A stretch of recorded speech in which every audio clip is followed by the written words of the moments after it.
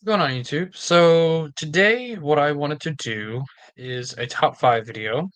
I know, very original. My top five expanding universe villains. Now before I get into this, there's a couple of characters I'm not including, even though they are some of my favorite characters. Characters like Pelion or Revan or characters that have been villains, but they're really not villains when in the end they're not villains. Obviously, Revan he ends as a Jedi. Pelion ends as an ally to the Galactic Alliance. So those two and many of the characters like them, I'm not including on the list, even though I honestly prefer them than like some of the characters that will be on this list. I'm talking about characters that are purely villains. So my number one is a little different than what most people would actually put as a number one. Now, this is not who I think are the best villains. These are just my favorite villains. Nome Anar from or Nominor. I pronounce it Nominor, but Nominor from the New Jedi Order series. He's of course a Yuzon Vong scout. He was in chronologically his first appearance is Crimson Empire 2. By the way, this is gonna have spoilers in this for these characters, so um that's not really a spoiler, but there is spoilers for these characters, so just be warned. Um He first appears chronologically in Crimson Empire 2, and then he, of course, plays a massive role within the New Jedi Order. He's also one of the most, probably the most unique Yuuzhan Vong. It's weird because out of all the named Vong characters, he's the one that actually lasts the longest. He literally lasts from the beginning of the series to the end. All the other characters don't last that long. They're like Savong Law lasted a while, but he ends up dying. And of course, like Shamra's the same way, and a bunch of other characters. But Nominor was always my favorite. I loved reading about him. Of course, he served as sort of um, a spy, kind of sort of like a spy scout role, and he was a trickster. What makes him different is he is a trickster and he serves the trickster god. I'm not even gonna lie, I kind of forgot a lot a lot of the Vong god names. There's Yan Yamka, that was the war god, and then there's Yan Yuzon, that was their creator god. And then there was I forget the trickster goddess. I think they were twins. I don't remember. That'd be a good post to do I could do a post just talking about the Vong gods, but that's the god he served. He served them all, but he had a very special connection to that god. And because he himself is a trickster and he plays tricks, he's in the shadows, he's tricking people. And he does that throughout the series. He kind of develops a rivalry with Mara Jade because he poisons her in Vector Prime. It's established that he had poisoned Mara Jade, and obviously she survives. And then at the end, he kind of leads a slave uprising, which is kind of cool. So it's a really, really, really cool, or he's a really, really cool character and a very unique expanded universe character. And he's one of the only Vongs that I can think of that actually appears in EU media outside of the New Jedi Order. Not counting short stories, not counting Invasion, not counting any of that stuff, but like stories that have nothing to do with the Vong War. He's like the only one I can think of. Uh, no, he's not. There's the one Vong warrior in what is it called? Lockdown? Mall Lockdown? Yeah, Mall Lockdown. There's a Vong warrior in that, of course, Darth Maul fights. That's what that book is known for. Um, Outside of that, I don't think there's any other. Oh, Rogue Planet. Rogue Planet is another one. Um, and then Outbound Flight. So I guess there's a couple of books. In terms of comics, I guess he'd be the only one to actually show up in a comic again outside of Invasion. Um, yeah, that's pretty. He was a great character, and he um I always enjoyed reading about him.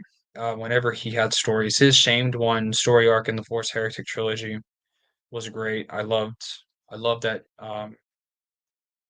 that subplot in that trilogy. I know that trilogy gets a lot of slack, but that was one of my favorite parts of it. My second favorite, we all know him very well, Grand Admiral Thrawn. I don't think I could have made this list without him. Thrawn was the first Expanding Universe villain I ever experienced because that was the first books I'd ever experienced, right? And obviously, I can give a lot of reasons why, but we all know those reasons, right? He's a genius. He loves art. Art is a big, um, it's a gateway for Thrawn to actually learn about a species and in turn their tactics. In fact, we see that at the beginning of the very first chapter. We actually see him. Okay, you know, there's I don't remember the species, but the rebel task force that attacks him at the very first chapter of that book. He knows their species. I forgot why. I forget how oh, he's able to identify the species because the tactics they're using.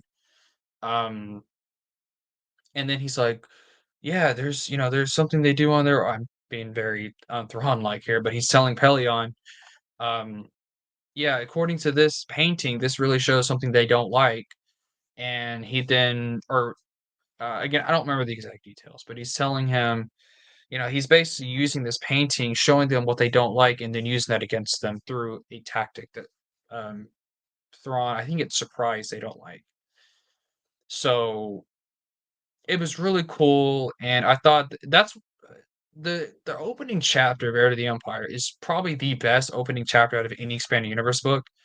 It's just genius, dude. It's genius, and obviously, Thrawn and Pelion, they're both based off of Sherlock Holmes and Watson. Watson was like, his sidekick. I don't know if that's was Sherlock's sidekick. I've not read those books, but what I love about the Thrawn trilogy is it has me wanting to read them. Um, and then of course Thrawn, he's like Sherlock Holmes meets like I don't know who's a famous painter, Leonardo da Vinci. You know, um, it's really cool, and because Zahn, he had a really difficult task. His task was create a character that's just different from Darth Vader, but just as menacing. And he delivers on that. He didn't just create a character that was, I'm not gonna say Thrawn's better than Darth Vader, but and you can make an argument he's just as interesting as what Darth Vader is. And then of course, Thrawn's backstory and everything I love. But he is probably in the well, not in the post Jedi era, but in terms of like the New Republic era, he's probably the best villain in my opinion. My third pick is we're going to the Old Republic now. We're going to Darth Malak from Knights of the Old Republic, of course. Now, Darth Malak, he's a very, I don't want to say a stock standard Star Wars villain, but he's somewhat similar to other villains like Malgus or Vader or, other villains. But Malak is, I don't know. There's something about Malak that just makes it's mainly his relationship with Revan that I love. Knights of the Old Republic is my favorite Star Wars game, and Malik was one of those reasons why. Obviously, Revan is the big reason, but um, yeah, Malik is just great. A lot of his voice lines are great. His the I don't remember the voice actor that plays him. If you know who it is, let me know. But he did an excellent job. Um, I don't know. Malik was he's just a wonderful, wonderful character, and his story with Revan is wonderful. The fact that they were both Jedi, they had to fight the Council and fought the Mandalorian Wars, and then they, um, after the war, they end up finding Vitiate, and it. I know that part, the SWTOR part, people don't like. I don't mind it, to be honest with you. I don't mind that Revan and Malik were turned to the dark side by Vitiate, because people say, well, if they're not acting on their own, then that kind of ruins a lot. They were acting on their own. Um, Revan and Malik were able to break the hold that Vitiate had on them, but they stayed to the dark side. So they were doing, and of course they didn't remember Vitiate. Um, at least I don't think they did. I don't. Maybe they. I don't know if that's actually true, but they were acting on their own accord. They were not acting in Vitiate's will. Vitiate's just the reason why they turned to the dark side, not because and some of that was hinted at in Knights of the Republic too. Kreia talking about that there's the Sith threat and Revan went looking for something. There's kind of like hints of it, and SWTOR just kind of connected it all together. I'm not saying I like the stuff they did with Revan. Now I'm moving on to Revan. I'm talking about Malak more, but back to Malak. Um, I know he's not very, he's not the most unique character in the world, but I just really enjoyed him. I really enjoyed that game. He was a great antagonist, and a lot of why he is my favorite is because of his relationship with Revan. So number four is Exar Kun, still saying the Old Republic. Exar is very different though because he has a story in not only the Old Republic but in the New Republic era, of course. Technically, I think he first appeared in Jedi Academy trilogy first. I don't remember exactly when he appeared first in Tales of Jedi Academy, but again, um, I love his story in Tales of the Jedi, but I love his story maybe a little bit more in Jedi Academy trilogy. Of course, he's a Sith spirit that's locked. He's imprisoned in the temples on Yavin, and of course, he's freed by the Jedi on accident. He takes over Kip Duron and causes chaos with the Sun Crusher. Um, I don't know. It was just a lot of fun reading about him, and of course, he was a fallen Jedi, just like Revan and Malak were, and um, he of course he turned Ulic Qel-Droma to the dark side. He started his own Sith Empire. Brotherhood of I always get his it's either he's the Brotherhood of the Sith or the Brotherhood of Darkness. I always forget which one it is. I think it's Brotherhood of the Sith. Um I may be wrong though, because there's a Lord Darth Ruin. Not Darth Ruin, it's Lord what's his name? There's another one from the Bane trilogy. It's mentioned in the Bane trilogy, I don't remember his name. That's a Brotherhood of something. Um, but that was a lot of fun to read about. Tales of the Jedi are my favorite comics. They're my favorite comic series in the expanded universe. So I do have you actually see kind of a pattern here. My favorite villains come out of my favorite stories, right? So, yeah, that Extra Kun is a really really cool character, and I loved reading about him, and I loved his role in the Jedi Academy trilogy. It's one of those examples of when it's an early example of when the novels were connecting with the comics, because I know people hate on Jedi Academy trilogy, but it's a very special book because it started creating those connections between, not only just Dark Empire. In the first chapter it mentions the events of Dark Empire, but the whole trilogy is of course a huge, sort of like a spiritual successor sequel to Tales of the Jedi, which was a comic book series. So that it's one of those things that Bantam and Dark Horse didn't do that often. They didn't have a lot of like connections like that, but when they did, it was really really well done.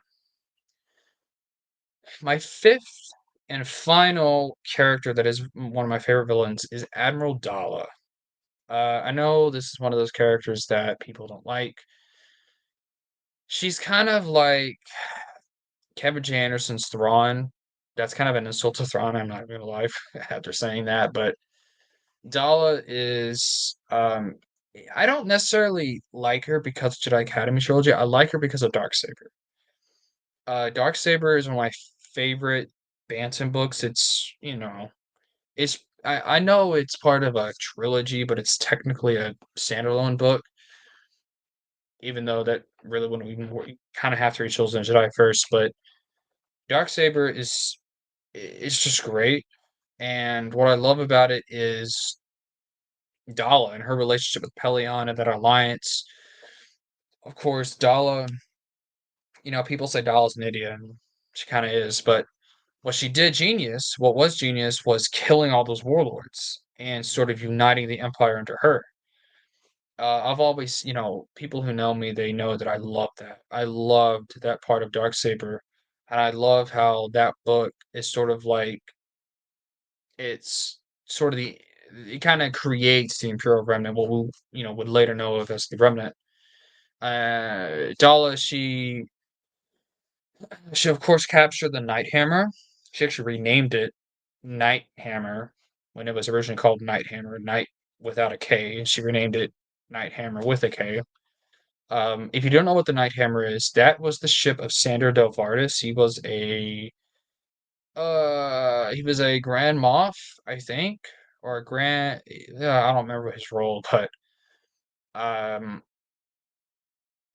I think it was a I don't remember his title, but he was actually a member of the Tarkin family by marriage, and he led a faction called the Iriadu Authority. They obviously based on the planet Iriadu, which is where the Tarkins come from. He had built in secret his own SSD because most of the SSDs that we see in other books, they're built during the time of the movies. This one's different though. He built sort of a custom-made SSD that was actually black. It was a black color. It's the only SSD I could think of that's like that. And he used it, and after his death, after he is killed by Dala, Dala takes it over and uses it against the Temple on Yavin 4. So just a great character, and of course, I've not actually got to her later stories in Fate of the Jedi. I know she's in it, um, but I've not got to that yet, and I can't wait to see how that works. I know some people don't like that, well, how she is in Fate of the Jedi, but we'll see. I've not got there yet, or gotten there yet, so that's it. Some honorable mentions. Brachus. I'm looking at my shelf here. Brachus is great. The Reborn Emperor. I didn't include him because it's the Emperor. He's not an EU character. It's an EU version of him, but it's not an EU character. But you can throw the Reborn Emperor in there. Isard, Moff Distra from the Hand of Thrawn duology. Thrakenstall Solo, Queller, from the New Rebellion, Savong Law, Shimmer, Onimi, um, Joe Bongiorno. Does that count? Just kidding, Joe. Uh, that's all I got. Those are my top 5 indie villains. This video is going longer than what I wanted it to, but thank you guys very much for watching. Again, suggestions, comments, feedback, all appreciated. So yeah, see you guys next time. Long live the expanding universe.